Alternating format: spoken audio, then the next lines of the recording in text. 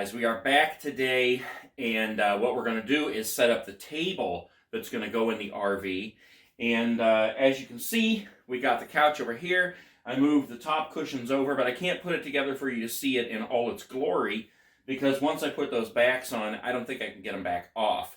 So we're going to leave that as it is right now. The other thing that I did was, this back area right here, I actually measured it out because that is just slightly bigger than the slide in the RV. So even though the couch is going to be on this side and the table will be on that side, I'll be able to kind of mock it up here and we'll be able to see what it's going to look like once it's in the RV. So let me start bringing this stuff in here. We'll put this table together and the chairs and get an idea of what this is going to look like.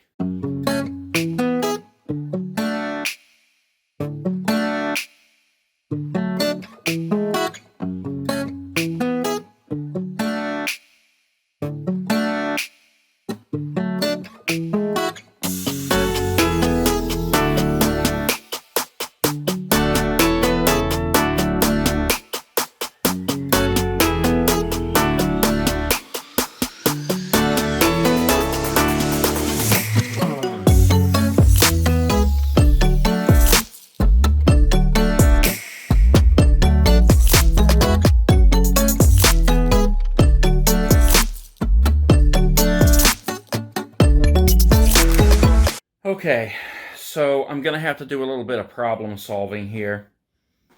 This is what we got. There's our couch.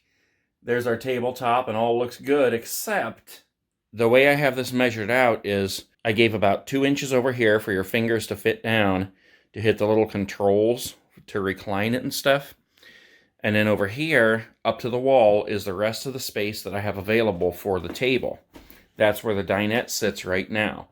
But if you look at the table, that does not give enough room on each side, over here or over here, for someone to actually sit at a chair. You could put a chair on each side, but it doesn't actually give you enough room to pull the chair out and sit.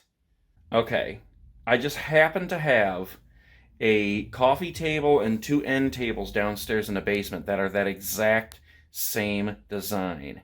The end tables will be way too small to use one of those, but the coffee table may work. I think the coffee table is about half that size, meaning it's about 24 inches wide, but I believe it's about 48 inches long. Let me go get that and we'll measure that out.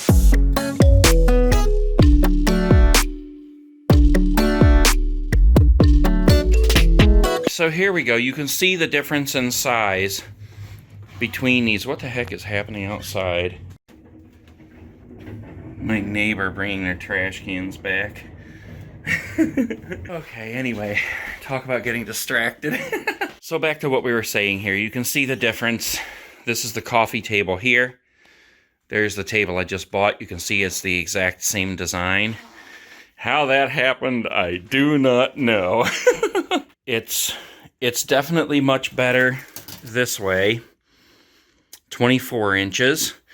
That would give plenty of room on each side for a chair and to sit. Obviously, I'd have to use the legs that came with the table to raise it up to the right height. And that would actually be just like the dinette table that is in there right now. However, the problem is that the clearance I have from the wall up to the front of the slide is 42 inches. And this table is 48. Now, I'm a problem solver, so I have 2 ideas already. That table there would work perfect. 2 options. 1, I could cut 6 inches off to make it fit, be 42 inches, and put the rough edge against the wall. In fact, there's already a piece that I could use in the RV to connect it to the wall if I wanted to. I don't think that would be necessary. The other option would be, hold on, let me draw this out. Okay, so let's do it this way. So if this is the slide here, this is the whole slide, and here's the couch, and here's the area that I have for the table. I have 42 inches from here to here. When I strip this down, and pull off the carpet. I'm going to be putting new carpet down anyway. So I could take a 3/4 inch piece of plywood and I could cut it, you know, this wide out to here. But I could just add a little thing right here that went out 6 inches. And it's all going to be covered with carpet anyway. So then that would accommodate the entire coffee table right there, measuring 48 inches. Or have I completely lost you? I think that would work out very good. And I think that would be much easier than trying to cut through whatever this material is. I mean, it's not real marble, but it definitely has a very, very thick clear coat on it, and that may splinter if I try to cut it. And there is yet one more option. I have end tables that are that exact same design. I believe they measure about half of this, so it would basically be about that big right there. Which still might be kind of cute, actually. It'd be kind of like one of them bistro tables. Now remember, that's going to sit up higher. Those 2 boxes right back there, those are actually the legs that would go on there. So it's going to lift that up another, 1.5 feet there. So don't be fooled by that little thing sitting down there.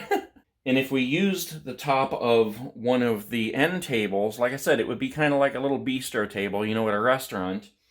Which would be kind of cute, but I don't know. I don't know that I want to give up that much table space. I think I like that right there. And looking down at it this way right here, I mean, you can see the table does not stick out very much farther than the front of these. Actually, these would need to go back about another 3 inches.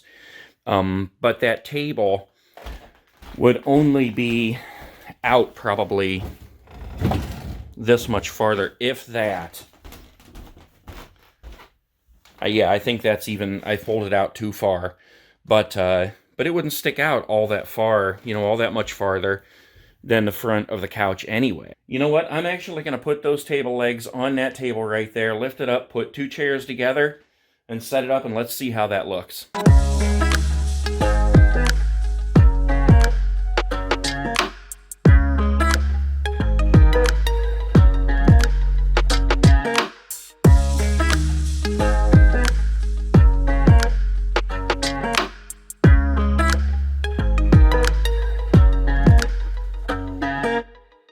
Guys, I finally got this thing put together. Now, this is just a mock-up here, but this is going to work perfectly. Look at that. There is plenty of room on both sides there for chairs. Not only that, but the difference in using this and it being 48 inches as opposed to 46 like the square one, there is plenty of room for 4 chairs around it. Now, of course, you'll notice this little gap right here. I have to do a little bit of modifying in order to make the bolt holes match up. But look at that. That gives plenty of room on both sides, at least like 20 inches on both sides for chairs. So you can easily slide it out, and there is plenty of room there. I love that. It's kind of hard to see past those little gaps in there right now, but I will fix that, and that'll be good. This table here now is actually the exact same size as the one that's in there right now in the booth, in the dinette. I mean, I will say it looks a little awkward with those tall legs on there, but once the whole thing is done and has the chairs around it, it will tie together real nice, and this is all set up. I think it's going to be really good.